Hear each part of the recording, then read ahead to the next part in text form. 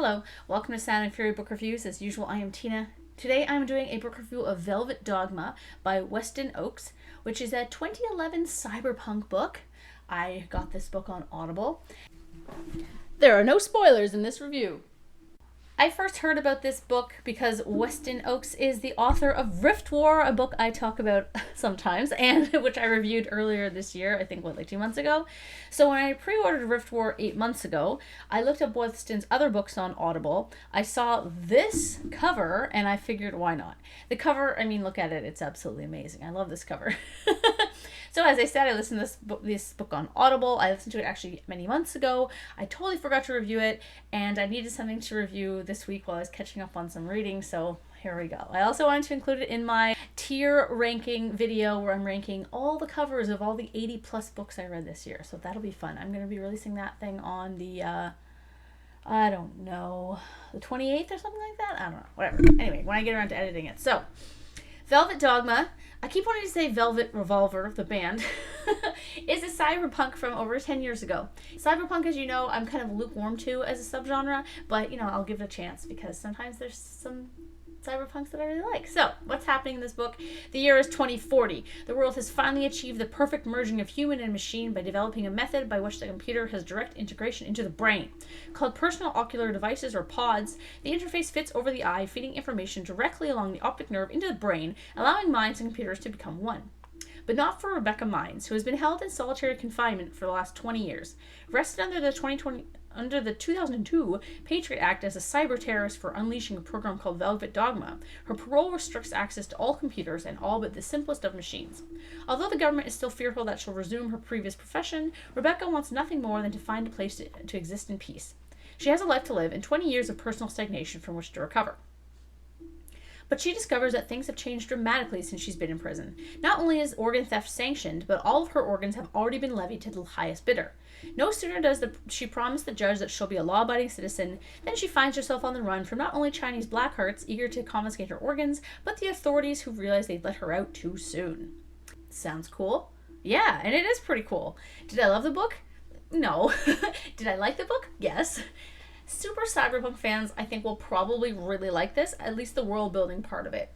That aspect was really fun because there was a lot of kind of depth and detail to it about technology, about social structure, about how people just kind of live their regular lives. I really understood the world that existed, and the kind of organ harvesting part of it was really fascinating as well. It felt very dystopian at times as well as cyberpunk, so I really liked kind of the setting, and I think that people that love cyberpunk will instantly kind of understand what this book is trying to show. And yeah, I definitely think that really worked. I also thought it was kind of fun that we're seeing what the author thought the future would be like 10 years ago in 15 years from now. I thought that was really interesting, and in the same kind of way that I find classic sci-fi predictions interesting, so that was kind of neat.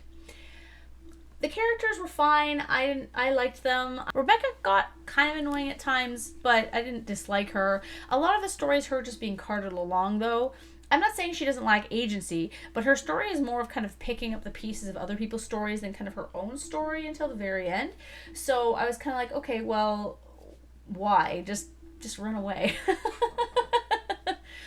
I did love, though, that Rebecca was a woman in STEM in her 40s. We don't often get to see that age group reflected as a main character in a sci-fi thriller, especially as a woman, so that was really great to see. I really liked that, especially as in a book from 2011.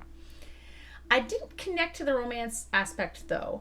I wasn't against it, but having it be such a big deal in her life rather than just a casual hookup seemed kind of out of place in a way, and I didn't ship them as a couple by any means. Andy just seemed shady the whole time, and I wondered what she saw in him. As I said, the world building is one of the shining stars of this novel. The other shining star is the action. The book moves at a great pace, and people who live in the area where it's set, it's some very specific part of California. I don't remember now, and I can't tell you what it is. Will likely find that aspect really fun.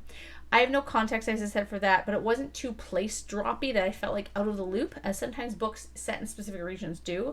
Like, some places just go down to, like, the street names, and I'm just like, I don't know what that means. This is boring. But this book kind of does that, but it kind of worked as well.